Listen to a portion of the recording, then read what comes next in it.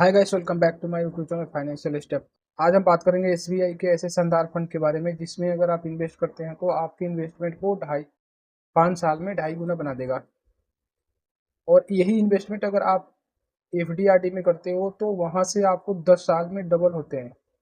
और गलती से इस इन्वेस्टमेंट को इस फंड में ही रखने देते हो 10 साल तक, जैसे एफडीआरडी में रखते रहे 10 साल एफडी में, तो भाई साहब आपके पैसे को 10 सालों में ये 5.5 गुना से ऊपर बना देगा। और वो भी एफ डी आर डी वाले रिस्क पे अप्रोक्सीमेट मान के चल सकते हो, ऑलमोस्ट जीरो रिस्क के बराबर। जैसे एफ डी आप मान के चलते हो जीरो रिस्क है, जबकि उसमें भी जीरो रिस्क होता नहीं है। तो चलिए इस वीडियो में कंप्लीट एनालिसिस बताऊंगा आपको। तो आपसे रिक्वेस्ट है, चैनल पर पहली बार आए हैं तो चैनल को सब्सक्राइब और वीडियो को लाइक से जरूर कर दें।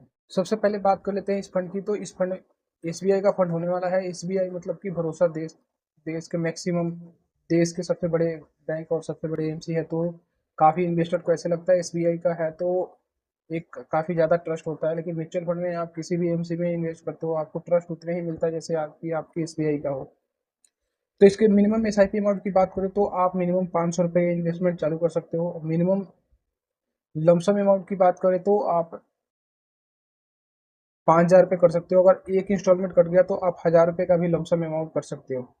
और इस फंड की इक्विटी सेक्टर एलोकेशन की बात करें तो फाइनेंशियल में 31.2 है, अदर में 16.9 है, एनर्जी में 15.1, टेक्नोलॉजी में 14.2 है, कंज्यूमर स्टेबल में 5.8, ऑटोमोबाइल्स में 8.3 है, कंस्ट्रक्शन में 5.9 है। तो जो इनके सेक्टर हैं ऑलमोस्ट पॉपुलर सारे सेक्टर लिया हुआ है, जिससे कि आपको एक लॉन्ग टर्म में अच्छा ग्रोथ निकाल के देने की इनमें पोटेंशियल होती है।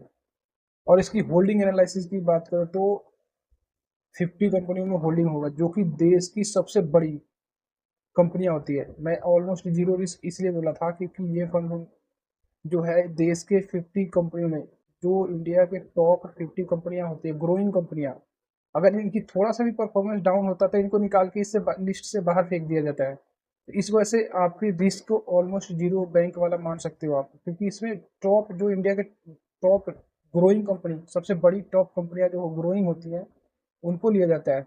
और उनकी भी परफॉर्मेंस थोड़ा डाउन होता है तो उनको निकाल के बाहर कर दिया जाता है इस लिस्ट से। इसलिए मैं रिस्क आपको कह रहा था ऑलमोस्ट जीरो है और एफडी आने वाला है। तो एफडीआरडी वाले इन्वेस्टर के लिए काफ़ी अच्छा अपॉर्चुनिटी है। अगर आप हाई रिस्क लेने वाले इन्वेस्टर हैं तो भी आपके लिए ये फंड काफ़ी अच्छा हो सकता है, क्योंकि आप हमेशा हाई रिस्क वाले में ही आप ज़्यादा एक्सपोजर नहीं रख सकते। कुछ एक्सपोजर आपको कम रिस्क वाले भी रखने पड़ेंगे अपने पोर्टफोलियो में, तभी आपके पोर्टफोलियो बैलेंस चलेगा, रिस्क थोड़ा आपके पोर्टफोलियो में कम हो जाएगा।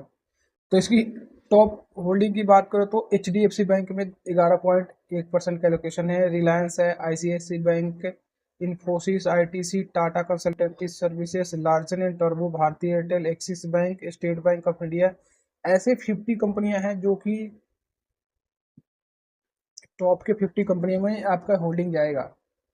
अगर आप एफ डी आर डी वाले हैं तो आपको अगर म्यूचुअल फंड की उतनी समझ नहीं है तो सोच रहे होंगे कि ये तो शेयर में जा रहे पैसे, तो शेयर में जा रहे हैं। अगर मान लो किसी एक शेयर का बंद भी हो जाता है तो भी आपके पैसे पे उतना ज़्यादा इफेक्ट नहीं पड़ेगा। अगर मान लो एच डी एफ सी में गया, in case H D F C बंद हो जाता तो आपके इन्वेस्टमेंट अमाउंट से 11% ही जाएगा ना।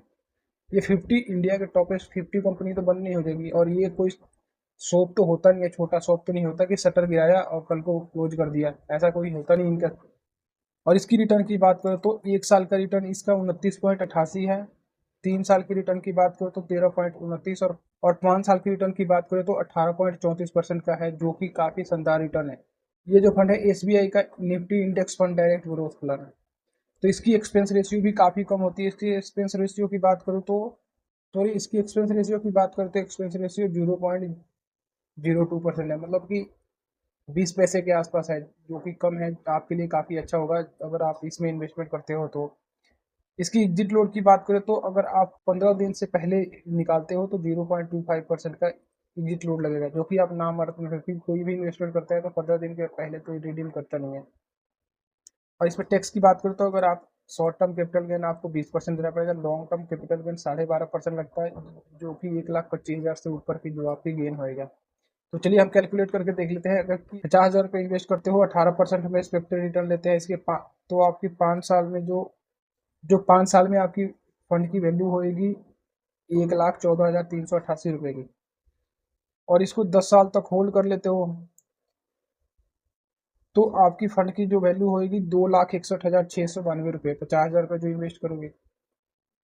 तो आप देख सकते हो कि 5.5-6 गुना बना दिया आपके पैसे को 10 साल में। अगर यही पैसा अगर आप बैंक, एफडी, आरडी या कोई ग्रांटेड स्कीम की तरफ जाते हैं तो यहाँ पे कोई भी एफडी आरडी में ले लेते हैं 7%, जबकि मिलता नहीं है 6, 6.5। आपको मैं एक्सपेक्ट कर लेता हूँ कि आप बहुत समझदार हैं और अच्छे किसी ऐसे एफडी में किए हैं जहाँ से 7% का रिटर्न मिल रहा है आपको। तो भी आपको ये डबल होने में 2 साल, सॉरी 10 साल लगते हैं डबल होने में। 10 साल के बाद आपके 1 लाख अगर इन्वेस्ट करते हो तो 2 लाख रुपए होंगे, या 50,000 रुपये इन्वेस्ट करते हो तो 1 लाख होंगे 10 साल में। अगर इस फंड में इन्वेस्ट करते हो सेम रिस्क है, आपका यही रिस्क है, तो आपको 10 साल में उतने ही टाइम पे आपके पैसे 5, 5.5 गुना बन जाएंगे। तो ये आपको डिसाइड करना है कि कहाँ पे इन्वेस्ट करना है आपने। जहाँ से आपको पैसे ज़्यादा बनेंगे वहीं इन्वेस्ट करोगे। कहीं पे से आपको ज़्यादा रिटर्न मिलता है वहीं इन्वेस्टमेंट करना चाहिए। तो इस वीडियो से रिलेटेड आपके माइंड में कोई भी क्वेरी हो, करने पर सब्सक्राइब क्वेरी जल्दी करें। आने वाले टाइम में बहुत सारे वीडियो लेके आऊंगा। रिक्वेस्ट है, अभी तक चैनल को सब्सक्राइब नहीं किया, चैनल को सब्सक्राइब कर ले। Thank you so much watching this video.